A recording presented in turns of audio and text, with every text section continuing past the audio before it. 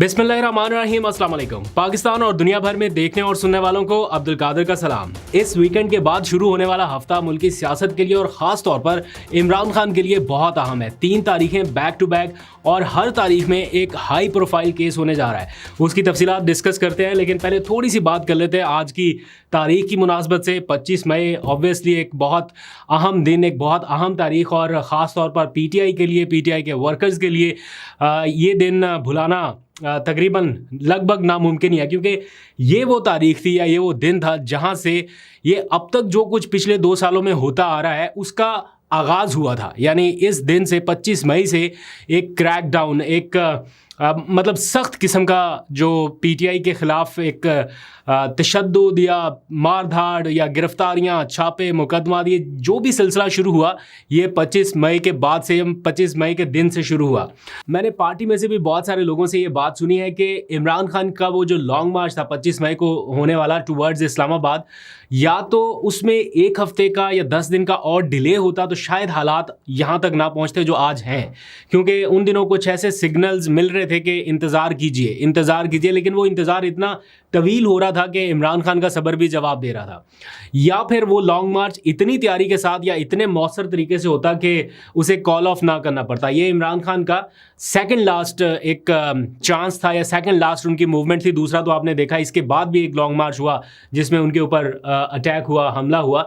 लेकिन इस लॉन्ग मार्च को, जो कि मैंने भी कवर किया, साथ साथ हम उनके KPK से निकले, साथ साथ चलते चलते ये पूरा, और इमरान खान चाहते थे कि वो जितनी जल्दी हो सकता है वो पहुंच जाए इस्लामाबाद। लेकिन बहुत स्लो था कॉन्वॉय उनका, जो आगे गाड़ियां थी सिक्योरिटी की वो भी बहुत ज़्यादा स्लो चल रही थी। और इमरान खान की जो फ्रस्ट्रेशन थी उस वक्त वो मैं देख पा रहा था, क्योंकि साथ साथ वो मीडिया से गुफ्तगू भी कर रहे थे, इंगेज भी कर रहे थे मीडिया को। तो हमें अंदाज़ा था कि इमरान खान जल्द से जल्द इस्लामाबाद पहुँचना चाह रहे हैं। लेकिन उस वक्त इस्लामाबाद के रेड जोन में जो हो रहा था, रास्ते में जो हो रहा था, उमर अयूब को जिस तरह से आपको शायद याद हो, वो उनकी कमर के ऊपर निशानात आज भी मुझे याद हैं, वो भी उसी वाक़े में हुआ। फिर जुल्फ़ी बुखारी अटक के पास, ये सारा ना भुलाया जाने वाला एक सीरीज़ ऑफ इवेंट्स है। और उसके बाद से फिर अब तक जितना कुछ होता है वो तो उससे भी ऊपर। लेकिन जो इस सारे लॉन्ग मार्च की हाईलाइट थी, मेन हाईलाइट, जिसको मैं कम अज़ कम नहीं भुला सकता और आप में से बहुत सारे लोग, वो इमरान खान का वो मोमेंट है जिसमें पाकिस्तानी फ्लैग जो है वो लहराते हुए आगे बढ़ रहे थे। मतलब मुश्किल हालात थे, हुकूमत से निकाले जा चुके, सख्त किस्म की महाजराई थी, लेकिन स्टिल वो जिस तरह से परचम थाम के आगे बढ़ते जा रहे थे वो बड़ा लाउड एंड क्लियर एक मैसेज था। एनीवेज, जो भी हुआ वो बाद में एक हिस्ट्री या तारीख है, आपके सामने नतीजा आपने अखज़ करना है। लेकिन 2 तरह के बयानिए इस सारे मामलात के बाद सामने आए। फिर बाद में आपको पता है 9 मई वाला, उससे रिलेट करके वो कहते हैं नेवर अगेन। लेकिन जो 25 मई वाला है इस पे PTI वाले कहते हैं नेवर फॉरगेट। तो अगर आप लोग नहीं भूले उन वाक़यात को, तो जो आपको याद है, कोई आपकी मेमोरी है, वो ज़रूर कमेंट सेक्शन में शेयर कीजिएगा। आगे बढ़ते हैं। जो मैंने आपको बताया कि आने वाले हफ्ते की 2-3 तारीखें बहुत आम होने वाली है, उनमें 28, 29 और 30 मई। 28 मई का दिन ज़्यादा अहम होने जा रहा है, क्योंकि एक तरफ तकरीबात हो रही होंगी 28 मई का बयानिया कि जनाब हम जो है वो 28 मई वाले हैं, हम 9 मई वाले नहीं हैं, हमने ये किया, हमने वो किया, वो सारा कुछ आएगा।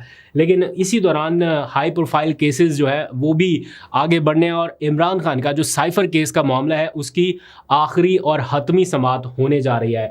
अब तक तो यही लग रहा है जजेस के रिमार्क से कि 28 मई को यानी मंगल के रोज़ ये केस कंक्लूड हो जाना है, और ऐन मुमकिन है कि उसी दिन ये फ़ैसला महफूज हो जाए।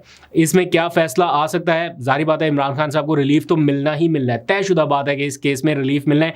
किस हद तक मिलना है वो क्वेश्चनेबल स्टिल है। लेकिन जिस तरह से नए केसेस की तलाश की जा रही है ना, कि इमरान खान के ख़िलाफ़ कोई पंजाब काबीना ने मंजूरी दे दी कि रियासत के सरबराह के ख़िलाफ़ इल्ज़ामात लगाने पर नया केस तैयार होने जा रहा है, वो उससे ये लग रहा है कि शायद इन केसेस में अब कुछ नहीं बचा, या ये केसेस आहिस्ता आहिस्ता अपनी आखिरी सांसों की तरफ पहुंच चुके हैं। तो अब नए केसेस की तैयारी का काम हो रहा है, क्योंकि बहुत सारे लोग आके ये बयान दे रहे हैं कि इमरान खान बहुत जल्द बाहर आते दिखाई नहीं दे रहे। तो अगर उनका ये यकीन है कि बाहर आते दिखाई नहीं दे रहे, तो ये केसेस तो अपने मंतकी अंजाम तक पहुंचने वाले हैं। आखिरी 2 केसेस ही हैं जिनमें वो गिरफ्तार है। अगर इन केसेस में भी उनकी रिहाई होगी तो फिर कैसे अंदर रखना है? ज़ाहिर बात है फिर कोई नए केसेस होंगे, उनमें गिरफ्तारियां होंगी। तो ये सारा सिलसिला एक चल रहा है। फिर 29 मई को इद्दत का केस, जिसमें इमरान खान और बुशरा बीबी दोनों गिरफ्तार हैं, इसका भी फैसला आना है। फैसला महफूज हो चुका, रिजर्व हो चुका, अब सिर्फ उसका तफसीली फैसला या अनाउंस होना बाकी बाकी है कि इसमें क्या ये इद्दत की सज़ा जो है वो बरकरार रह सकती है या नहीं रह सकती।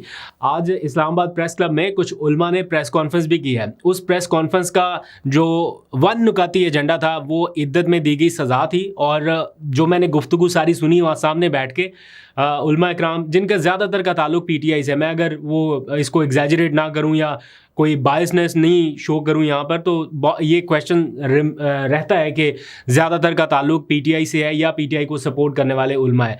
अगर एक लार्ज पैमाने पर या वसी पैमाने पर उलमा इकराम कहीं आवाज़ बुलंद करते तो ज़्यादा मौसर हो सकता था। ये सिर्फ एक जमात के लोगों को क्यों आना पड़ा? ये एक ऐसा केस है, एक ऐसा मामला है जो कि बतौर मुआशरा हम सबको इफ़ेक्ट करेगा या कर रहा है।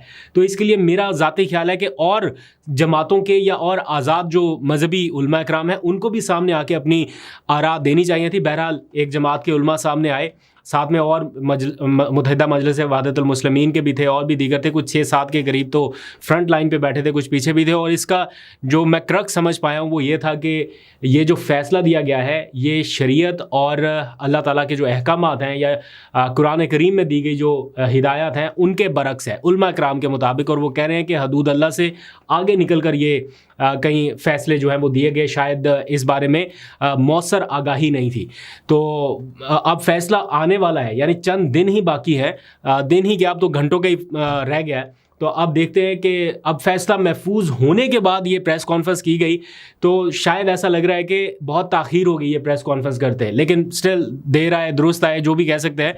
ये क्वेश्चन वहाँ पे भी हुआ कि इतना कुछ हो गया, सज़ाएं हो गई, ट्रायल हो गया, बहुत कुछ हो गया, और आप अब आके प्रेस कॉन्फ्रेंस कर रहे हैं। तो उन्होंने बताया कि हमने ट्वीट कर दी थी, हमने उस वक्त भी पैगाम दे दिया था। मेरा ख्याल है मौसर तरीके से होना चाहिए था, ये जिम्मेदारी थी उलमा इकराम की। बहरहाल वो कह रहे हैं कि जनाब हम उस टाइम प्रेस कॉन्फ्रेंस करने आते तो जिस जगह पे आज बैठे हैं यहाँ पे पार्टी छोड़ने वाले प्रेस कॉन्फ्रेंस करते थे, तो हम वो बोझ अपने कंधों पे नहीं ले सकते थे यहाँ बैठ के प्रेस कॉन्फ्रेंस करने वाला।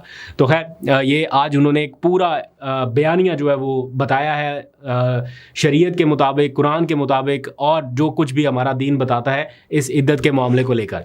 अच्छा, फिर 30 मई ये भी बड़ा अहम दिन है, क्योंकि 30 मई को इमरान खान के बकौल उनका सुप्रीम कोर्ट में मैच है, और वो है नैब तरमीम केस के हवाले से, जिसकी दूसरी समाअत होने जा रही है जब इमरान खान वीडियो लिंक के ज़रिए पेश होंगे। पहली समाअत की तो तस्वीर लीक हो गई थी, इस समाअत पर क्या होगा, सबकी नज़रें इसकी तरफ ज़रूर होंगी और सब चाहते होंगे कि पता चले कि इस बार इमरान खान कौन से रंग की शर्ट पहन के आने वाले हैं, कौन से कलर के कपड़े पहने हैं। तो फिर देखते हैं आउट ऑफ स्टॉक होता है या नहीं, लेकिन इस बार मुझे लगता है बड़ा मुश्किल होगा उनकी तस्वीर लीक हो पाना, क्योंकि इस बार सख्ती पहले से भी ज़्यादा होगी। और आप देखिएगा जब ये समाअत शुरू होने लगेगी ना, आपको टेलीविज़न स्क्रीन्स पर ये टिकर्स, ये खबरें चलती हुई नज़र आएंगी कि सिक्योरिटी सख्त कर दी गई, तलाशी जो है वो सख्त हो गई है, हर आने जाने वाले की तलाशी ली जा रही है, कमरा अदालत के अंदर भी बाहर भी अजीब सा माहौल होगा। इस बार बड़ी टेंशन होगी। तो फिर भी देखते हैं कि इस बार क्या नया सामने आता है। इमरान खान के रिमार्क से ही गुजारा करना पड़ेगा या उनकी कोई तस्वीर लीक होगी या वीडियो उनकी मंजरें यहाँ पे आएगी। बहरहाल इमरान खान ने तो ज़ाती हैसियत में भी पेश होने की दरख्वास्त कर रखी है, अभी तक उसके ऊपर कोई फैसला नहीं आया और मुझे नहीं लगता कि उनको ज़ाती हैसियत में लाया भी जाएगा। अच्छा जी, इस सारे मामले में एक और रिसेंट डेवलपमेंट ये है कि राना सनाउल्लाह इमरान खान के सख्त तरीन नाकिद हैं, और उनके इमरान खान को लेके बयानात, उनके वजूद को लेके, चाहे वो बाद में वजाहत करें कि मैं तो सियासी वजूद की बात कर रहा था, लेकिन वो जिस किस्म के बयानात देते रहे और बतौर इंटीरियर मिनिस्टर इमरान खान के साथ क्या कुछ हो चुका है वो किसी से ढका छुपा नहीं है। लेकिन आज राना सनाउल्लाह जैसा शख्स भी इमरान खान का मुज़ाहमती बयानिया जो है उसकी तारीफ़ किए बिना नहीं रह सका, और उन्होंने कहा कि चाहे वो गलत सिमत में खड़े या उनकी नज़र में कि इमरान खान का बयानिया दुरुस्त नहीं था, लेकिन वो कहते हैं कि उसने स्टैंड लिया और वो खड़ा हुआ। तो ये जो बात है ना, जब PMLN के अपने लोग आके कहते हैं कि भाई इमरान खान ने स्टैंड लिया और वो खड़ा हुआ, दैट मीन्स कि उन्हें कहीं ना कहीं अपनों से भी गिला है, अपनी क़यादत से भी गिला है कि जब आपके ऊपर वक्त आया आपने स्टैंड नहीं किया। ढके छुपे लफ्ज़ों में वो यही मतलब बनता है इसका। और दूसरा ये कि उन्होंने इमरान खान को अंडर एस्टिमेट किया, यानी जितना वो समझते थे कि इमरान खान इतने दिनों में टूट जाएगा वो दिनों में नहीं टूटा, महीनों में टूट जाएगा वो महीनों में भी नहीं टूटा। तो अब मामला आहिस्ता आहिस्ता साल की तरफ बढ़ता जा रहा है। काउंट करते हैं हर रोज़ लोग, दिन के इतने दिन हो गए, इतने दिन हो गए। आप ज़रा कमेंट्स में बताएं कि कितने दिन हो गए। देखिए आपका हाफजा अच्छा है या नहीं अच्छा। तो वो हर रोज़ काउंटर आता है siyaset.pk के ऊपर भी कि चीफ जस्टिस के जाने में इतने दिन रह गए हैं और इमरान खान को जेल में गए इतने दिन हो गए। तो कमेंट सेक्शन में ज़रा बताइएगा। फिर एक लेटेस्ट अपडेट पीटीआई के दफ्तर के हवाले से कि वो अभी तक सील है, खुला नहीं है, लेकिन अब अदालत में वो चैलेंज कर दिया गया है।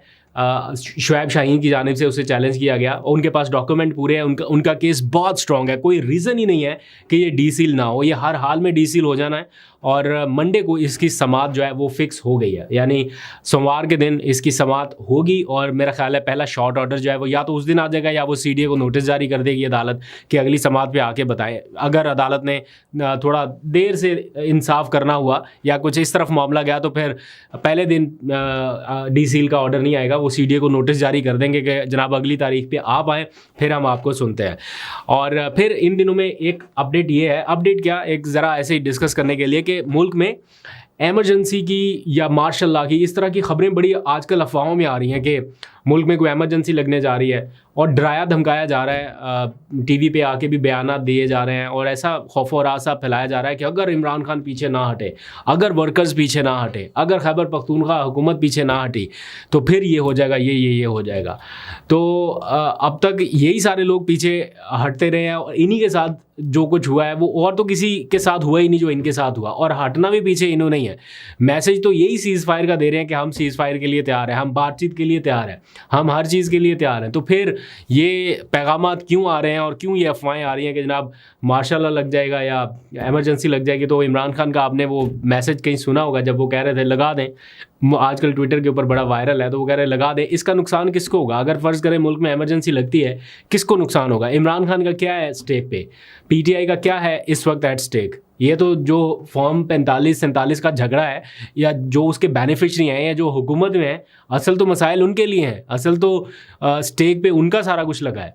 तो इमरान खान को या पीटीआई को तो इससे कोई फ़र्क नहीं पड़ने वाला। उनके लिए जो मौजूदा हालात हैं वो तकरीबन वैसे ही हैं, लगभग वैसे ही हैं, वो उसी तरह डील कर रहे हैं।